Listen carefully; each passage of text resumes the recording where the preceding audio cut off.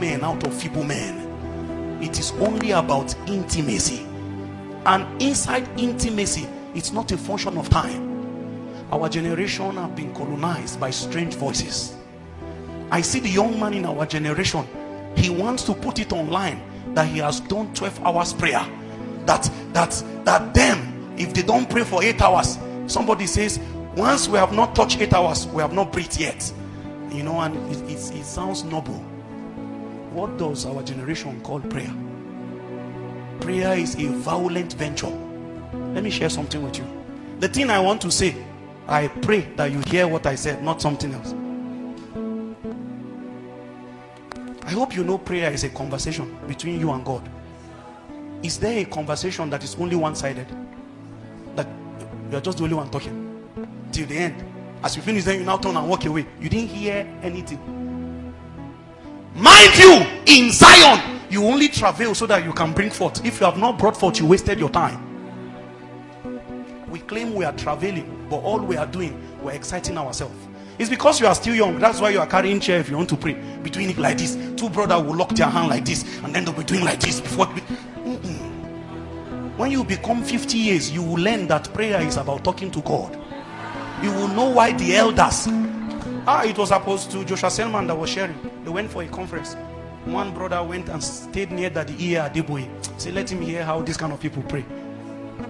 And why people are shouting. You know, some of you are intimidated very quickly.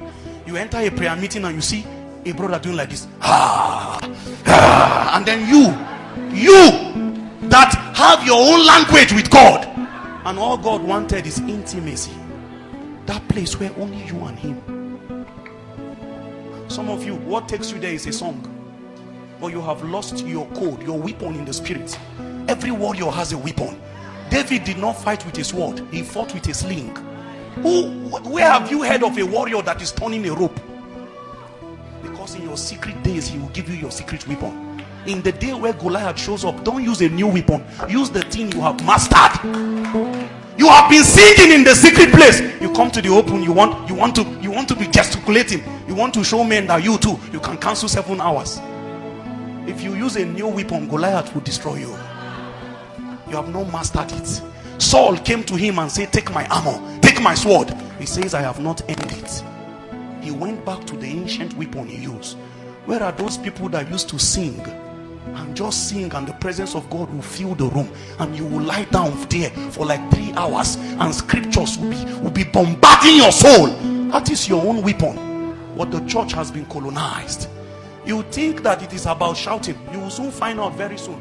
If all of our voices put together have culminated into anything, our land will not be the way it is. Go on the internet and find the prayer tonic everywhere.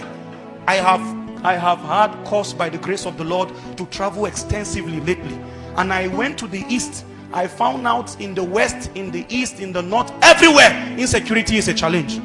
It's just that the nature is different. There are killings going on everywhere, and yet the church is currently bragging of prayer. It's because we have lost the lexicon of what prayer is. When the elders defined prayer, it was conversation with a spirit. Prayer did not end until they heard God's side in the matter. You go and talk about house rent, talk about wife, talk about school fees, get up and leave. You don't know that who you went to, he has something he wanted to tell you too. This is what we do every week. And you think it is about that alone. There was a point where you will be still and know that he is God. An army is coming behind Israel. Egyptian warriors were charging towards them, and they entered panic. And Moses went to God, and God says, calm them down. Be still. Be still. Be still. Have you learned how to wield his presence in stillness? The elders had an ancient secret of meditation. They will stay with one scripture. A man will stay with one scripture for 2 months. Thy word is a lamp unto my feet and a light to my paths. As he is meditating it, it was once light. Light is changing into life. A time will come, he will become the proof of that scripture. Him and the scripture has become one. The way a warrior and his weapon can be inseparable. We don't stay with scripture, we don't meditate. Let me tell you one of the tributaries of prayer. When you pray to an extent, a scripture is supposed to pop up in your soul. When that scripture comes out, that is God telling you something about your prayer. If you are praying and you are not listening to hear from the other end, you are wasting time, because at the end it's just your loss. It's the things you wanted, and many men have journeyed in that path before you, and their end was unfortunate. It is a good time to know what the verdict of the great king is. Sometimes you go to pray and he can just tell you, quiet. Anybody here who have journeyed that path, you confirm the things I've said.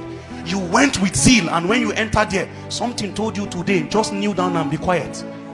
After 2 hours of kneeling down, you get up with a knowing that it is done. Who told you that you know his ways? Who told you that you understand his patterns? Who told you that every day must be the same formula?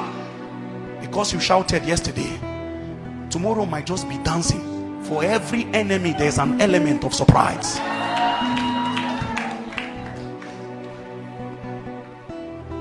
Everybody is, just trying to make a statement. People are praying and they are holding their phone still and recording themselves. I don't know what is going on. People are praying and they are conscious, and they are the ones holding the phone. And the brother just says, sir, I want you to just listen to the new tongues God gave me. Okay? The new tongues. People are praying and they are conscious of what they are sounding like.